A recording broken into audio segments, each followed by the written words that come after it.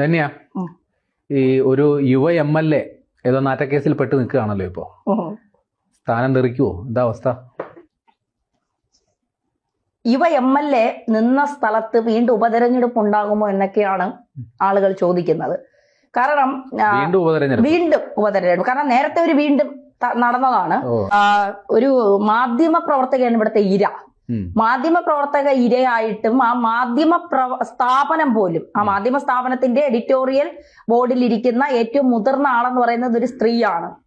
അവർ ഈ പിന്നെന്താ പറയാ, ഈ കവർ കെട്ടിയ വാർത്തകളൊക്കെ ചെയ്യുന്ന ആളാണ്. അപ്പൊ ആ മാധ്യമത്തിലെ ഒരു മാധ്യമ പ്രവർത്തകയ്ക്കാണ് ഇത്തരത്തിലൊരു ദയനീയമായ സംഭവം. ബാർ റേറ്റിംഗിലൊക്കെ ഒന്നാമത് നിൽക്കുന്ന ഒരു ചാനലിലെ ഒരു മാധ്യമ പ്രവർത്തകയെ നിരന്തരം പീഡിപ്പിച്ച് അതിനുശേഷം അവരെ ഗർഭചിത്രം നടത്തി, അത് നിർബന്ധിച്ച് ഗർഭചിത്രം നടത്തി അതിനുശേഷം അവരോട് പറയുകയാണ്, അതിനുശേഷം അവർ ഈ യുവ MLA, ഈ തീപ്പൊരി MLA കിടപ്പറയിലും ഭയങ്കര തീപ്പൊരി എന്നാണ് പുറത്തു വരുന്ന വിവരങ്ങൾ.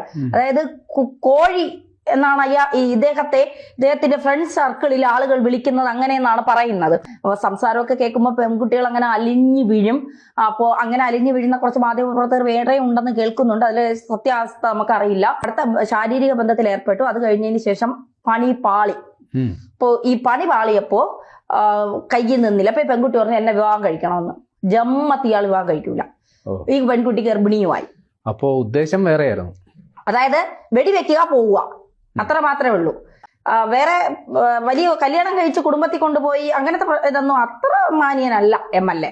അപ്പൊ MLA ഈ കൊച്ചിനെ കല്യാണം കഴിക്കണമെന്ന് പറഞ്ഞ് നിർബന്ധം പിടിച്ചപ്പം നേരെ ചെന്ന് മറ്റേ കവറില്ലാത്ത സ്റ്റോറി ചെയ്യുന്ന അമ്മച്ചിയുടെ അടുത്ത് പോയി.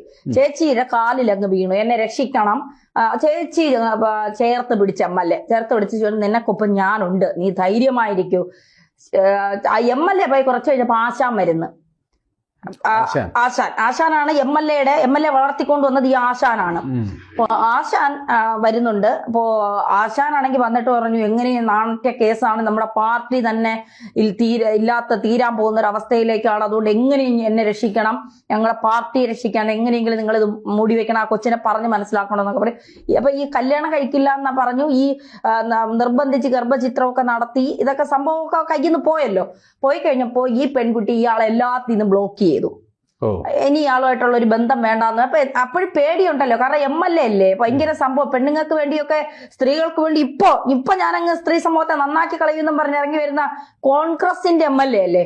അപ്പോ MLA ചെയ്തത് എന്താണെന്നറിയോ? നമ്മൾ ഈ ഗൂഗിൾ പേ ഉപയോഗിക്കുന്ന എന്തിനാ? പണം അയക്കാൻ. MLA മെസ്സേജ് അയക്കാൻ ഉപയോഗിച്ചു.